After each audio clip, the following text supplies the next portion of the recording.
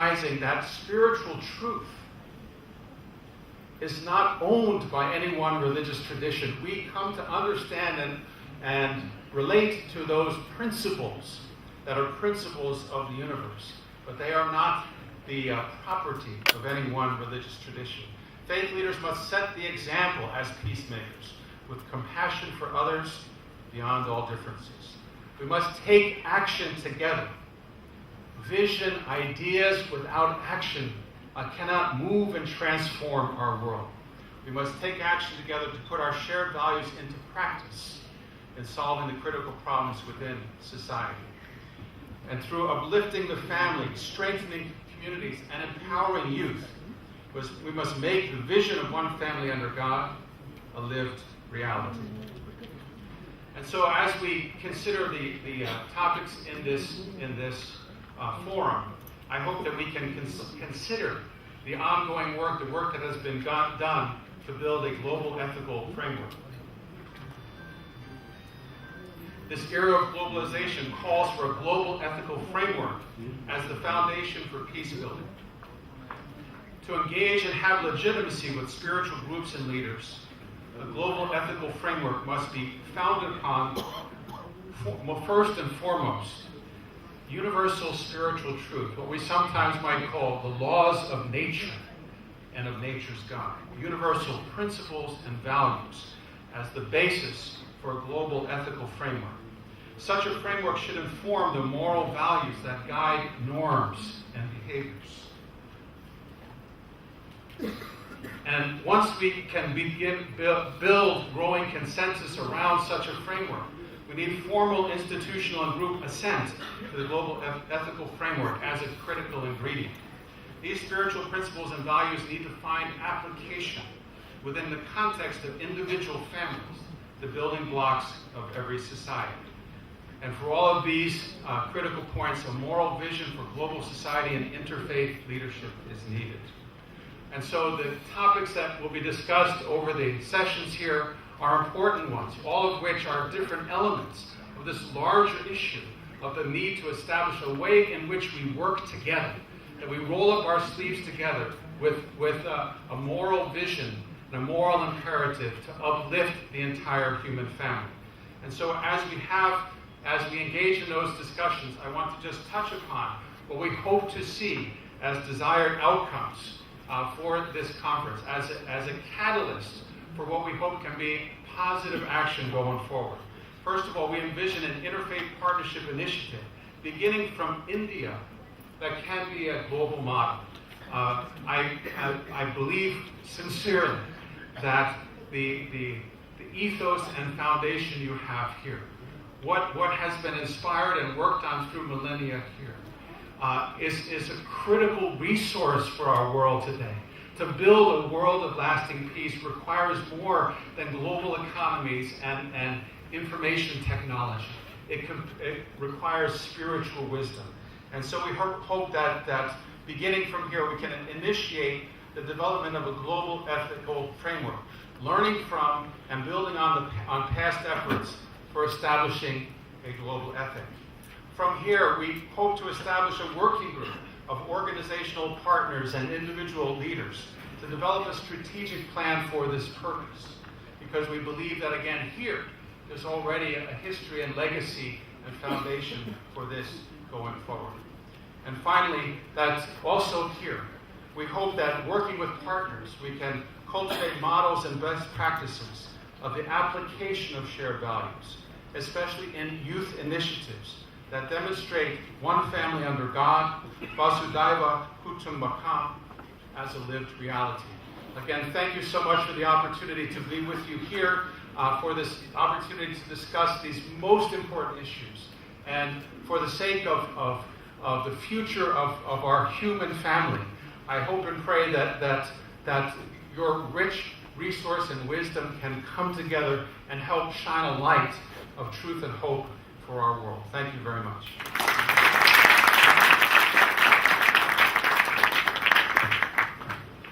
Thank you, Mr. Flynn. We appreciate your emphasis on Vasudhaiva Kutumbakam. The world is one family. we are familiar with all these ideals. And I appreciate your emphasis on spiritual unity of mankind. I appreciate your emphasis on creating a spiritual leadership. We have had a large number of spiritual leaders in India and the world, but mankind has not been changed, it has not been transformed. That means we have to go deeper into it and explore as to what are the factors which have created, which have always and have ever created disharmony in the society. Please don't focus all your attention, I'm saying, humbly saying it, don't focus all your attention only on religion. Do not think that religious leaders alone can unite the world. Religious leaders are divided among themselves. They have different motivations. Politicians are playing a very negative role. What has created disharmony? Let us try to find out all those factors. I believe religion is a great force. Religious leaders can play a positive role in uniting mankind, but we have to probe into other factors which are responsible for division, for dichotomy, for bickering, for squibbling. People are quarreling and fighting with each other all the world over. What are the reasons? And how best the religious leaders can unite mankind? We have to probe into these factors. Thank you, sir. The next I request my friend Gishi Daoji Damdulji, Director Tibet House. Gishi means he's a doctor, he's a PhD. I request him, he's a Buddhist monk and a very profound scholar of Buddhism. Please share your ideas with us from the Buddhist perspective.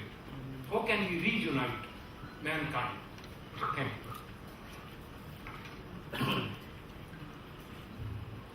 Good morning, every one of you, Mr. Chairperson, and all the delegates on the dais, and all my dear religious leaders, dear friends, and all the participants here. So basically, I may be invited here to give this perspective from Buddhist point of view, but I don't know whether I'm going to speak on behalf of Buddhism or on a more secular perspective. It is a great honor that we are all together here.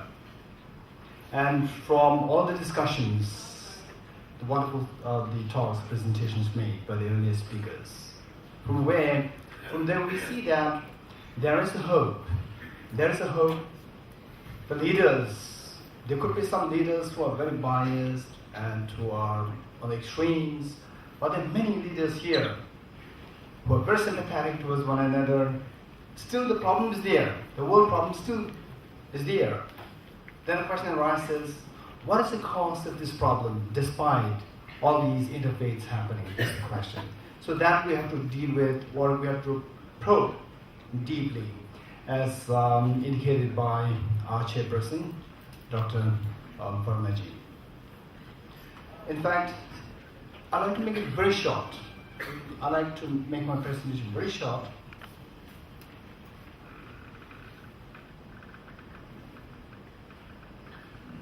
One, imagine whatever religious belief, whatever belief system, whether you're a believer or non-believer, it doesn't matter. Just take aside all these things for the time being. Let's start from fresh. Imagine we are all 1 day old boy or a girl who has no religion, who has no philosophy. Let's start from there. So there, what you cherish is you cherish the mother's milk. You cherish mother's warmth. That's it. Beyond that, you have no label. You have no label. Then slowly, you will see that you have a number of siblings with you, brothers, sisters, father, mother, uncles, and so forth. Imagine you are in such a warm family. You're in such a warm family, and you have a tuberculosis problem, and your brother has a heart problem, and your sister has kidney problem. So then the sister the father and mother will take the doctor to a kidney expert, whereas we'll take you to the cardiologist, and whereas your brother to the expert on TB. So there, all these three experts were being sought. And then because you love your brother, sister so much, just as you value the cardiologist, you will also value the doctors for tuberculosis and for kidney. Because you see that more than your sickness, you love your siblings. This is very important. Likewise, all these great religions which evolved on this earth, like Jesus Christ, Buddha Shakyamuni, and for example, Swami Vivekananda ji, and Prophet Muhammad, all these great saints, they are like different doctors. They are like different doctors. We are all like the siblings of the same family. Siblings of the same family. So while you have nothing to do with the doctor expert on urology or on the cancer, but you equally respect them because they are to heal your siblings. Likewise, for us, for all the humanity, for all those in the category of humanity, the first thing that we need to keep in mind is that we are from the same family of humanity. This is extremely important. And then we all have different interests, different propensities. To suit these propensities, we need different guidance, we need different teachers. So these teachers are like the different medical experts. So instead of following different traditions, instead of that dividing us, we should be able to see them in the light of making the family a more happy and harmonious family. This is extremely, to heal the family, this is extremely important. So the point is that there's so many brilliant teachings going here and around, interfaith services and so forth happening. But the question still remains, why all these problems? Because the people who are listening to this, for example, out of the people here, maybe like 220 people here, how many of us, each one of us, are convinced? We know and convinced these two are different. Knowing, oh, they must be interfaith. This is important. At the same time, conviction is more important. Only when you gain a conviction, then you can act accordingly. So the first conviction that we need to have is that we are all from the same family. This is extremely family of humanity. This is first. And all these teachers, all these spiritual teachers, the saints, they are meant to bring about the healing to this human family. This is very important.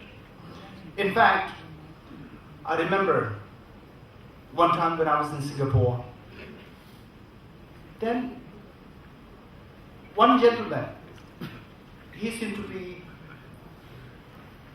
in the course of my discussion with him, he said that, oh, it's very good that Dalai Lama devolved his political power. Then I said, yes, it's very good, because he seemed to be very staunch. So there's no point in arguing. So I said, yes, you're right. And then through more discussion, he seemed to be more sympathetic to listen to me then. Then I said, okay, imagine in America, at the moment the president is President Barack Obama. And I consider him as a very religious, spiritual person. Then he said, yes, he's very spiritual. Then I said, imagine, in place of Obama, if there is someone else who's totally irreligious or totally who disregards the human values and so forth, then the whole world is going to be in chaos. He said, yes, you're right. Yes, sir. Therefore, I told him that the religious leaders must be very open-minded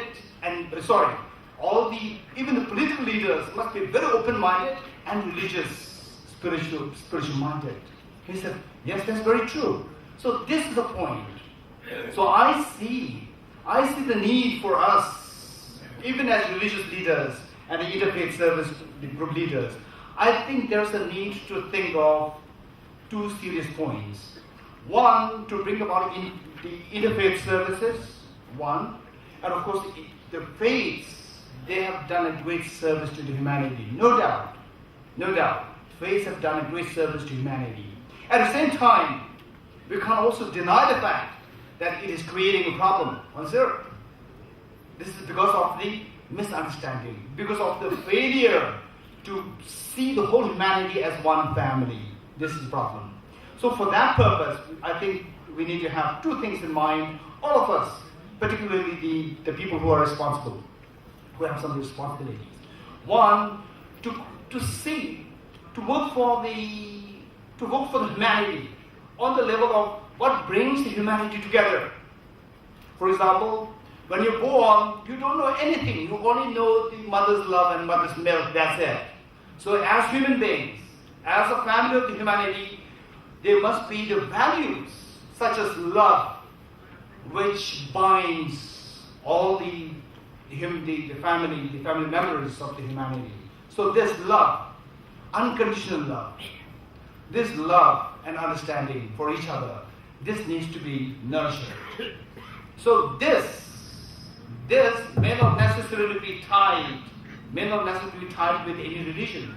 It can be very global and secular and universal. This is one thing.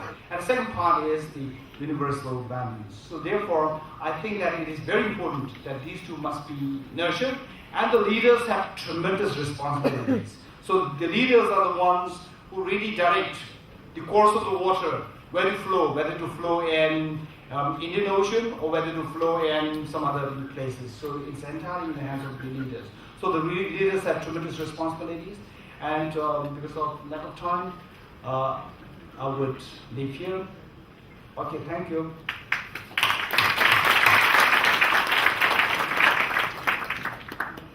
Thank you, Yishidorji Damdu,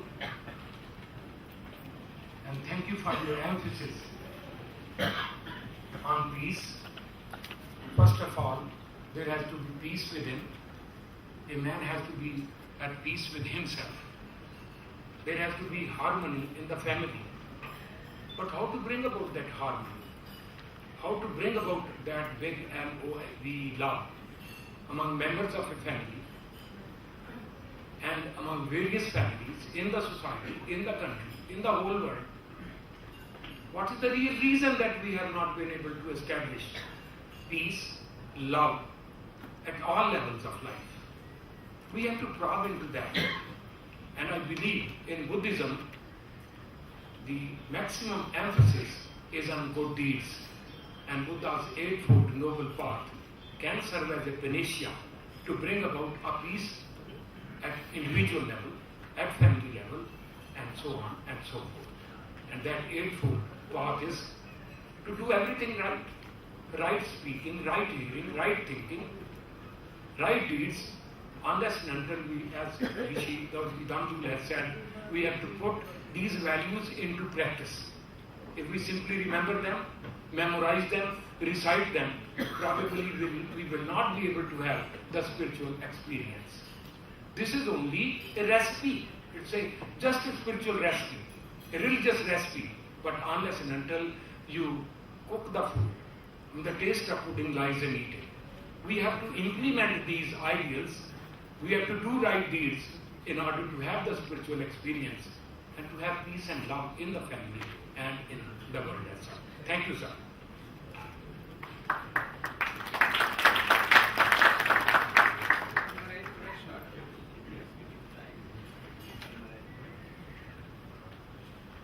The next is my great friend,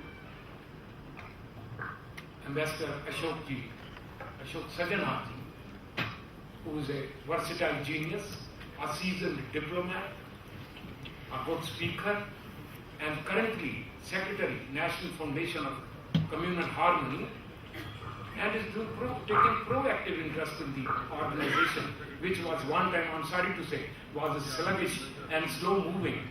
He has put life into this organization. I request Ambassador Sajanar to share his latest experience in communal harmony with the members of the conference. Thank you. Thank you very much, Professor Verma, for this very generous and gracious introduction. Distinguished guests on the dais, distinguished eminent guests in the audience, dear friends, ladies and gentlemen. First of all, let me say what a great pleasure and privilege it is for me to stand here in front of you and address you on this very important theme that has been set for itself by the Global Peace Leadership Conference. At the outset, let me also extend my warmest congratulations and greetings to the Global Peace Foundation for organizing this conference. I understand this is the first major event, first major initiative that GPF is organizing in India. I have been deeply impressed to see their activities in different parts of the world, and I'm very happy that India has been discovered by America, as has been mentioned just now. And I do hope that we will have the pleasure, the benefit and the privilege of organizing many similar programs in India, and of course doing many joint initiatives in different parts of the world. I think it has been mentioned by all the speakers before me, and I would like to begin by expressing my total agreement with all that has been said by all the speakers, whether it is by Swamiji, Mr. Saab, or Mr. Flynn or Geshe, and of course the very learned commentary by our distinguished chairman. Peace is of course the need of the hour. Everyone knows it. We still need to keep reminding ourselves and working towards it unwaveringly and unswervingly. I think everyone realizes that peace is not an absence of strife or violence, but it is working in complete synergy and in complete harmony and total understanding. We need peace between nations, we need peace within a nation, we need peace between communities, between societies, within a family, as has been mentioned, amongst individuals, and of course, most importantly, within an individual himself or herself. I will speak briefly on one of the most formidable challenges that confront the modern society today. That is the problem, that is the issue of communal violence and communal strife. And because of the paucity of time, I will just flag a few issues rather than going into any great detail on any one of them. Number one, and I think this has been mentioned, this is understood by everyone, that all religions teach about peace, they teach love, they teach compassion, kindness, generosity, gratitude. There is no religion that teaches hate or violence. And I think it also needs to be recognized that man's innate nature is one of love. I think we also need to recognize, our chairman has been asking about what is the reasons for violence and strife and hatred in the world. I think we need to realize that it is vested interests in society, in different segments of society, whether it is the political class, it is the religious leadership, or business considerations which make people use the instrument. It is not religion itself, but religion being used as an instrument by different vested interests to foment violence and to meet their own narrow interests. So we need to have greater understanding, we need to have greater communication and dialogue between all religions, so that understanding and cooperation can be increased. In this context, conferences like this, interfaith leadership conferences, dialogue between different religions is extremely important.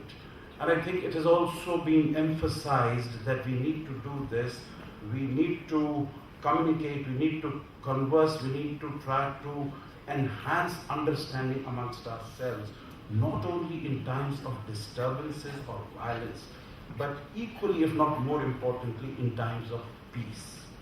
Interfaith dialogue, hence, has a very important role to play in this regard. We limit it not only to meeting halls like here in big hotels and big seminars and conferences, but what is essential, what is necessary, what is absolutely important is to take the message out of the meeting halls to the grassroots, to the common people, to the followers of different religions, to take it to the followers of different civil society leaders. Next point, I think we have spoken about the responsibility of religious leaders. Let me try to emphasize. It is the responsibility of each and every one of us. Of course, it is the responsibility of the government. After all, they have instruments of power and authority. It is the responsibility of civil society. It is the responsibility of religious leaders, political class, individuals. Each one of us, each one of you has the responsibility, and each one of you can make a difference. So one message I would like to leave with you today is, let us begin, let us start today, let us start small, let us start with self. I think that is really the way to go forward. I think it has been mentioned that we need to focus on values, on spiritual values, on education. We have to change mindset, we have to change mental attitude, we have to change the human nature. We need to focus on the youth, we need to focus on schools, colleges, universities. And one aspect that we have not, has not been mentioned in any great detail, but I would like to emphasize, because it's a very important instrument, how to use the media. We need to make media our partner. And particularly if you are trying to speak about the youth, how to reach out to them through the new instruments of social media.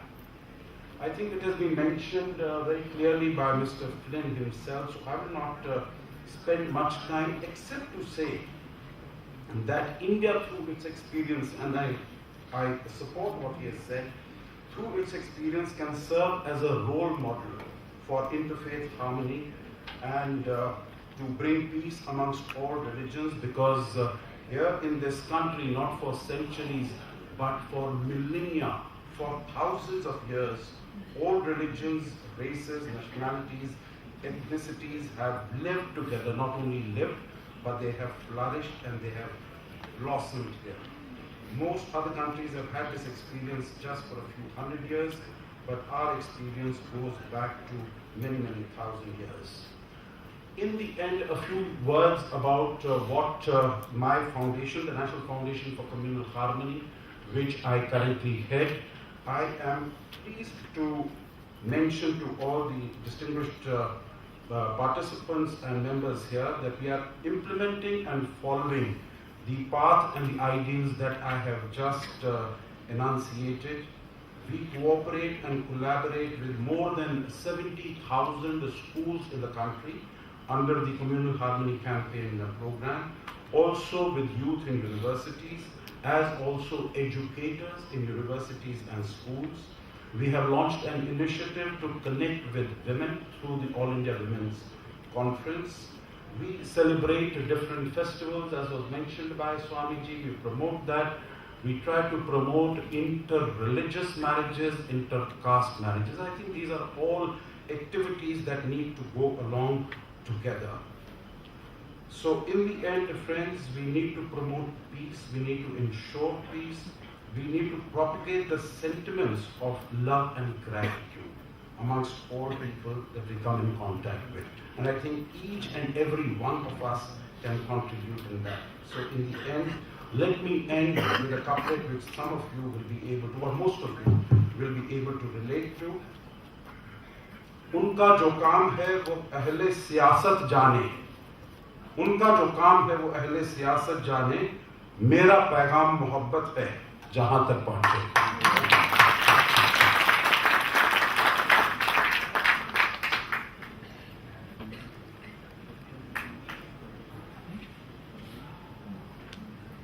Thank you, Ambassador Sajanhar.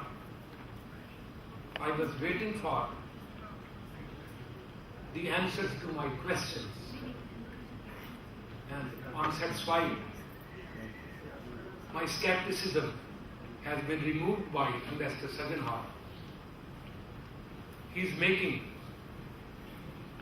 serious efforts to promote spirit of communal harmony in the country. Thank you very much.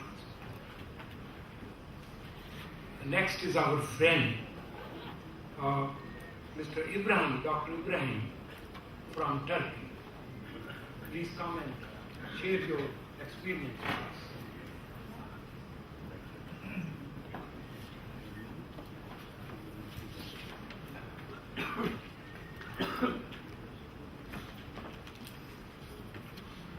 Dr. Ibrahim is Secretary General, Journalists and Writers Foundation, which means he's a very famous person, he's a media person.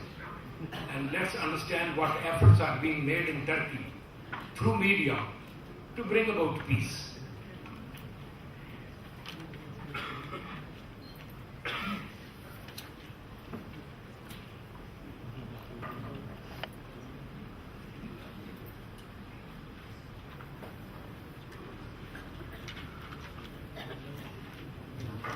The time reserved for each speaker is 7 minutes, 7 to 10 minutes. So no time should be wasted just in fixing up these instruments.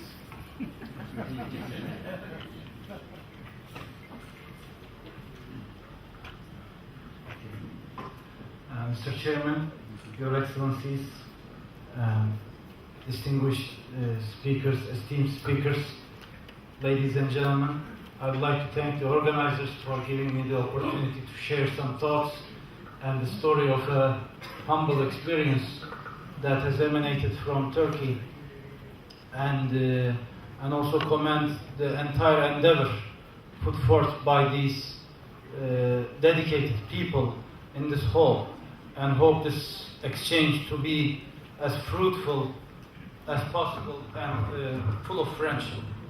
So, I think it's ready.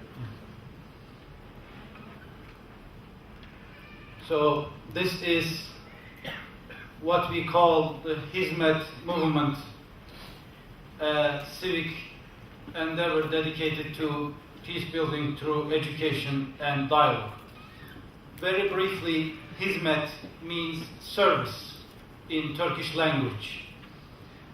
It is a transnational civic movement that promotes philanthropy, education, and dialogue. It embraces and defends global discourses of democracy, human rights, pluralism, and participation, as well as transparency in societies. The movement has originated in Turkey in late 60s, early 70s, around the ideas of Turkish intellectual and Muslim scholar, Mr. Fethullah Gülen. The movement, given the Islamic scholarly background of its envisionary, is faith-inspired to a considerable extent, but it is not a faith-oriented or faith-specific movement. The projects that it has brought into reality are secular projects that are open to the benefit of every segment of the world's community. It is non-contentious in nature, non-adversarial, and demonstrates a proactive nature and distances itself from protest or reaction. And within the movement, given its grassroots nature, the individual is the qualified decision maker rather than an object of events, but the participant is the main agent himself or herself. And the collective social altruism brings together people together and helps them nurture democratic values through those activities as they decide, implement, and monitor all those projects in a participatory manner. So we are talking about a loose horizontal network of autonomous education, humanitarian relief, health, media initiatives that are present around the globe nowadays. To give you a brief note, the number of schools operated by the movement are estimated around 1,300 in 160 countries around the world. These are all independent institutions, but do share principles, values, and engage in temporary project-based partnerships.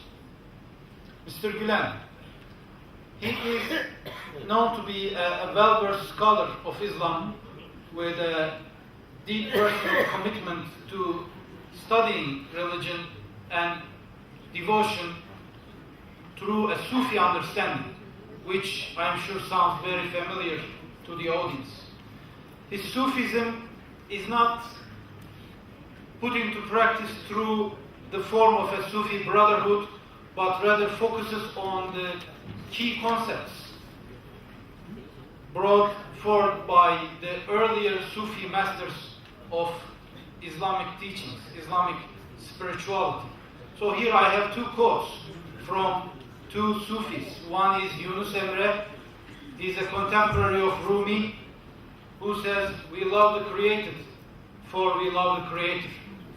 And in our age, Gülen echoes the same idea by encouraging us to live, to let others live, to dedicate our energy to the well-being of others. So this preacher started preaching in Western Turkey in late 60s, early 70s, and his interdisciplinary knowledge enabled him to reach a very diverse audience and attract them to his sermons and start bridge building among different sectors of the Turkish society. So the content of his sermons was not limited to religion only, but he would talk about Western civilization, enlightenment, philosophy, scientific discoveries, and would communicate all those contents in a very qualified speech manner. That's why his sermons were frequented by young students and young business owners. I'm talking about early 70s, and to his audience, Mr. Gülen pointed out three enemies: ignorance, conflict, and poverty. Our enemy is not any nation, any ideology, any lifestyle, or any denomination, but our enemies are challenges that face the entire humanity. And in those years, he encouraged those young students to become teachers, and thousands of them decided to be so. And to the business owners, his message was simple, very straightforward. Help those teachers start education NGOs. Give them money. And this started a very productive education campaign of NGO enterprises, of schools and teaching centers. His role cannot be described as leadership, but if you want to call him a leader, you may say Gülen is a transformational leader, because he encourages us to take active role at grassroots and individual levels. So he is the intellectual challenge rather than someone sitting at the top of a hierarchical structure. So what is the intellectual formation, the foundation that orients this man and people who respect his ideas to such engagements? Just a few thoughts. On democracy, Gülen rejects the notion of quote-unquote an Islamic state, but Muslims are encouraged to consult among themselves and develop ideal mechanisms to make consultation possible. And democracy, with all its mechanisms today, is the best method of consulting each other. So he encourages people to vote, but does not endorse any political party. And Mr. Gülen rejects the assumed binary division between religion and secularism. They do and can coexist. People can be devout and committed and diverse religiously, and they can share a secular public sphere peacefully. Okay. So I'll just give the characteristics of those projects. Local, collective decision making. Please sum up your. Okay. Sum up. Round up. All right. Finish it with one. Oh, just one minute. So, just the last slide. The schools. Academic achievement, indeed, character building, class and gender mobility, enabling disadvantaged students to get scholarships, peace building by conduct because they receive students from all groups, and preventing radicalism, especially in risky settings in Central Asia and Balkans, by proving that civic projects are possible in peaceful manner, not necessarily through coercive action. Sorry. Okay. Thank you. Thank you, Dr. Ibrahim, for your informative and educative address. Next, I request Dr. M.P. Jain Sahab to please share his thoughts with us in about 7 minutes.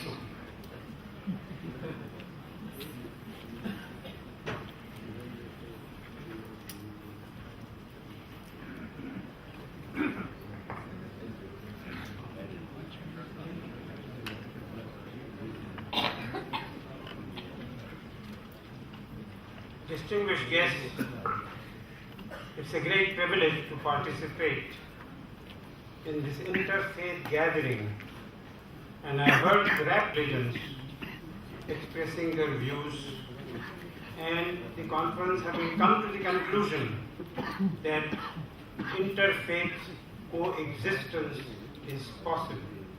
But we have, I believe, convened this conference not merely to reiterate the point about interfaith peaceful coexistence, but active engagement for constructive work which will solve, as my Turkish friend just now said, problems of poverty, problems of inequality, problems of disparities in the society.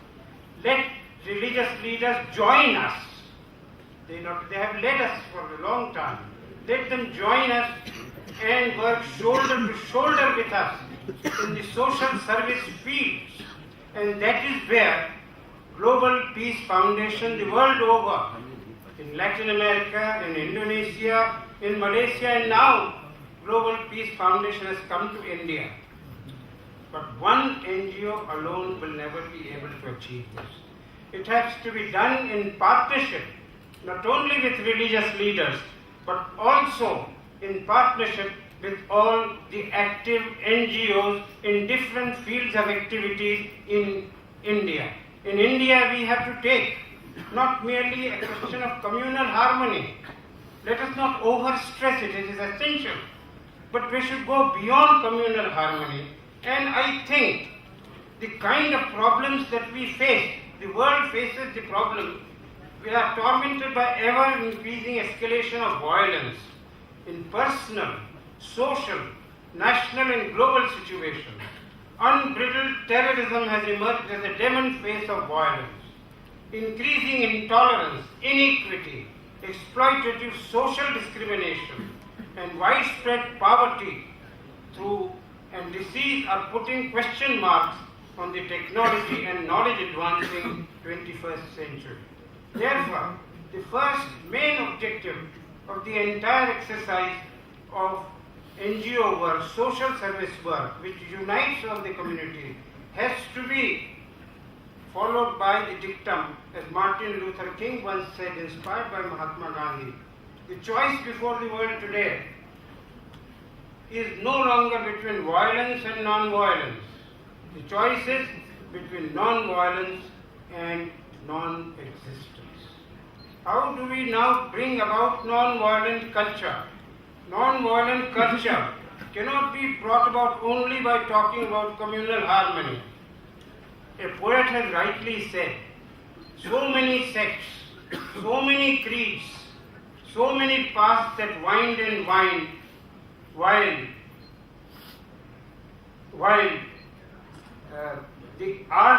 the need of being kind is what the world needs. Being kind, being non-violent means bringing community together. As our Turkish friend gave the example, his organization has been working in specific directions, and I would take up 3 or 4 concrete suggestions. First is that, as Mr. Flynn said, James Flynn said, we need a global ethical framework. Now, in this global ethical framework, the first item I would like to put forward is proper perspective of universal life process. The first major step is to create under one family under God, or Vasudhaiva Kutumbakam. We cannot talk about only humanity. Is to promote interfaith environmental projects aimed at animal and plant welfare and preventing reckless environmental degradation. The impending, that is how you love life. You respect life. All life is sacred. If we don't save the environment, humanity will not be saved. The impending dangers of climate change and disappearance of vital life processes signal a danger to the intertwined coexistence of all forms of life in this universe. The second point I would like to emphasize is youth orientation. In India alone, around 65% of population is now under the age of 35. To this digital generation, we need to give underpinning in terms of restraint in consumption, respect and concern for aging generation, and social responsibilities towards marginalized sections of humanity. Interfaith projects among the youth, both literate and illiterate, rich or poor, are necessary to strengthen their spiritual and holistic fibers. As we say, the aim should be, to put it in a small poem, Ban kinara, be kinare ke liye, ban sahara, be sahare ke liye, khud apne liye jiya, to kya jiya, jeena hai, to jiyo hazaron ke liye. That has to be the aim of all the projects that we undertake. Finally, I would say, in terms of emancipation of women, a point which has not come up so far in our discussion, and I would say interfaith projects will instill more courage and confidence among the women folk for seeking equality of status and opportunity, safeguarding their inalienable human rights, and strengthening their resistance against unjust exploitation. Certain women-led NGOs are reform-oriented, just one more minute, in states like Rajasthan and Haryana have done commendable work. The Burli Institute of Rural Development at Indore, that is my city, run by the Baha'i faith, under blessing the Baha'i movement, has been doing remarkable work over the past 20 years among tribal women. These are certain examples where all religious communities can come together, not merely Baha'i faith. We all work together for this Burli Institute of Development at Indore in Madhya Pradesh. So finally, I would say, just in form of a very small poem in half a minute, solutions to conflict and inequity lie not in showcase piety, but in acts of people-centric growth and compassion, in interfaith partnerships, in holistic value education. Global spread of violence and terrorism has roots in ignorance and illiteracy, poverty and scarcity. We have a task of formidable variety to raise a power action full voice in building unity and diversity. Thank you very much. Thank you, Mr. Jain, for your educated remarks. Thank you. Next, I request Sayyid Ghulam Kibriya Sahab from Dargah Ajmer Sharif. Please give us your blessings and kind words.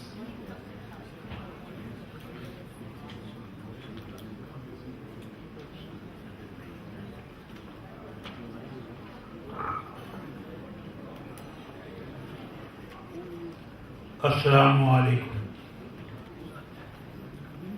اسلام کی مقدس کتاب قرآن مجید فرقان حمید میں اللہ قرآن اعلان فرماتا ہے الحمدللہ رب العالمین. اللہ سارے جہاں کا رب ہے. جتنے بھی عالم جتنی مخلوقات اس کی پیدا کرتا ہے وہی سب کا مالک اور خالق. اس نے سب سے زیادہ سارے عالم میں سے زیادہ محبت فرمائی وہ انسان سے. انسان کو اشرف المخلوقات کہہ کر خطاب کیا گیا. اللہ سب سے زیادہ محبت کرتا ہے اپنے بندوں سے، اور بندوں سے محبت کرنے کے ساتھ ساتھ وہ فرماتا ہے کہ جس نے انسان سے محبت نہیں کر سکتا وہ اللہ سے محبت نہیں کر سکتا. جو انسان کو پہچانتا ہے وہ اللہ کو پہچانتا ہے. جس نے انسان سے محبت کی وہ اللہ سے محبت کر سکتا ہے. اللہ تبارک و تعالیٰ سارے کائنات کا مالک و فارغ سب اس کی برابر ہے.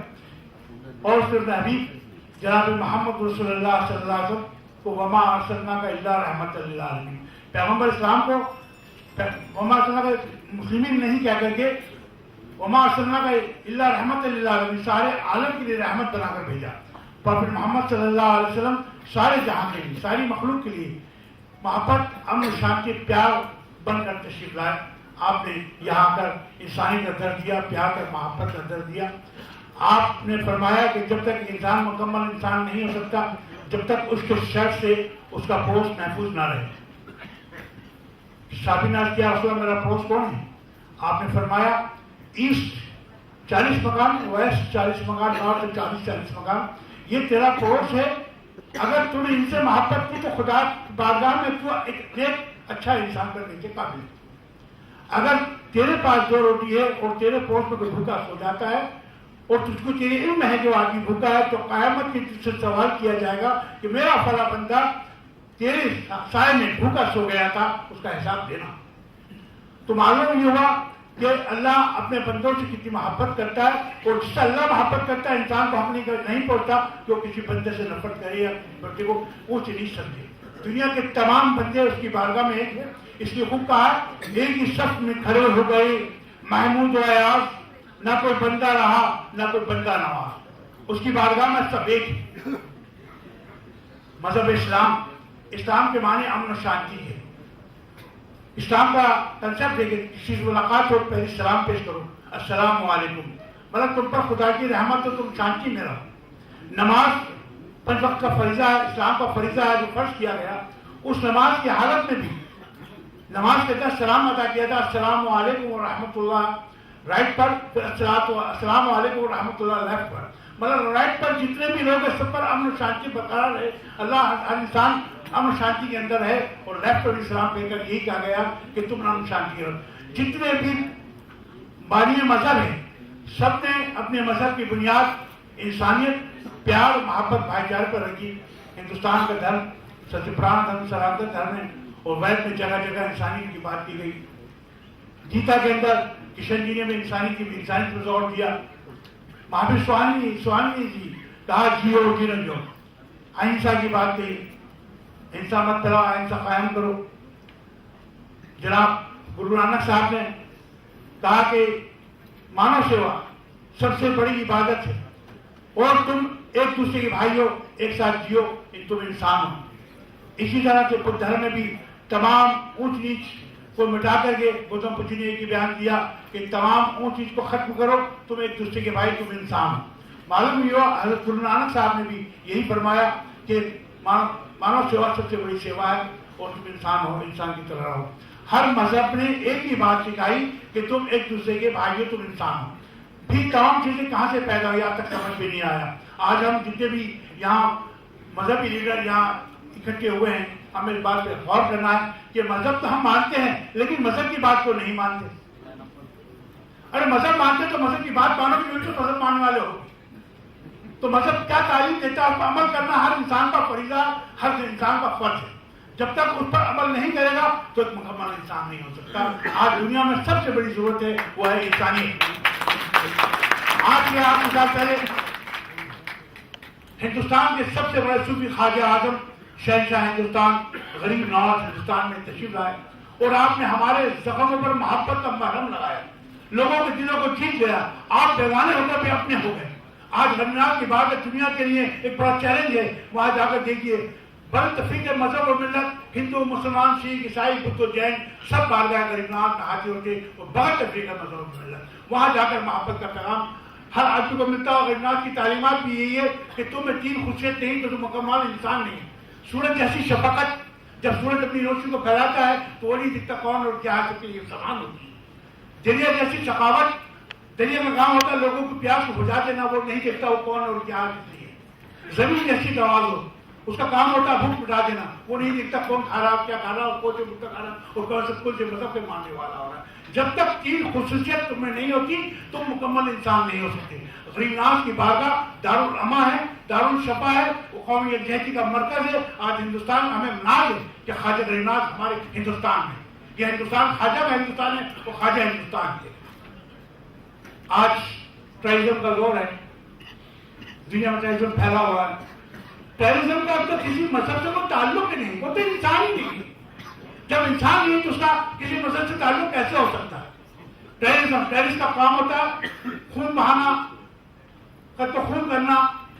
یہ کسی انسان کو شوبھا نہیں دیکھتا، یہ انسان کا کرتویہ ہے ہی نہیں، یہ انسان کا کارنامہ ہے ہی نہیں. انسان کو محبت کے لیے پیدا کیا گیا ہے، محبت کے لیے پیدا کیا گیا ہے. اللہ محبت ہی محبت ہے اور انسان کو محبت کے لیے پیدا کیا ہے. آج دنیا میں ہم قائم کرنا ہے تو تمام مذہبی لیڈروں کو ایک ساتھ پا کر اپنے مذہب کے اندر، اپنے مذہب میں رہتے ہوئے اپنے مذہب کی تعلیمات کو عام کرنا ہوگا اور دنیا سے ٹرائزم کو مٹانا ہوگا.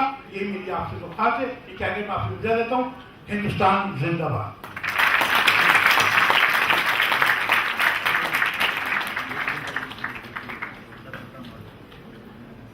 کسی کی مسکراہٹوں پہ ہو نثار، کسی کا درد مل سکے تو لے ادھار، کسی کے واسطے ہو تیرے دل میں پیار، جینا اسی کا نام ہے. Thank you sir.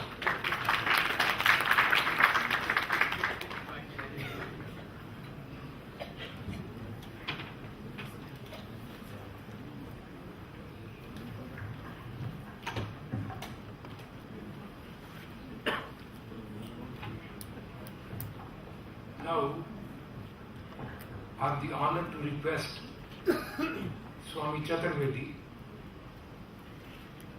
the chairperson of Ramanuj Mission Trust, Chennai. We are grateful to him that he has come all the way to address this conference. May I just caution all of you, he is the most exclusive orator that I would come across, and I don't want to take more time. The mic is yours, sir, and explore the entire art just the way you can.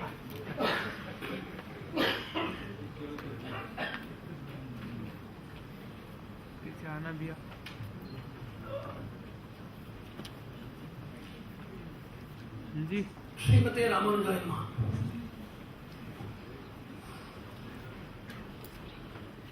The boon and curse of human intelligence is endowed with a dual core cognoprocessor. These two systems are designated as faith and reasoning. Faith is a system that has a strong and deep root inside a comprehensive, non-analytical, but that which is subjected to a very great sense of realization. Faith is more deep-rooted, and faith emerges as inner reasoning and realization. Second is something known as reasoning that emerges with a logical comprehension as well as logical apparatus with different proceedings, but ends in realization, then extends as faith. So we have two major systems of human cognition in the world, which is ruling the entire universe. So we are now discussing about three levels of faith: inner faith, intra-faith within our own community, and interfaith between diverse plural communities. So we should understand the ontology and teleology of the faith systems, without which, lacking of philosophical understanding of which, may not fructify into proper communal understanding as well as synergization, that which we are planning for several decades.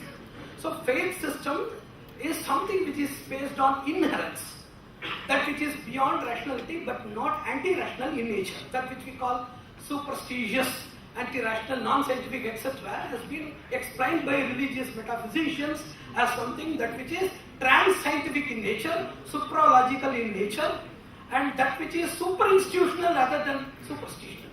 So this is what they understand.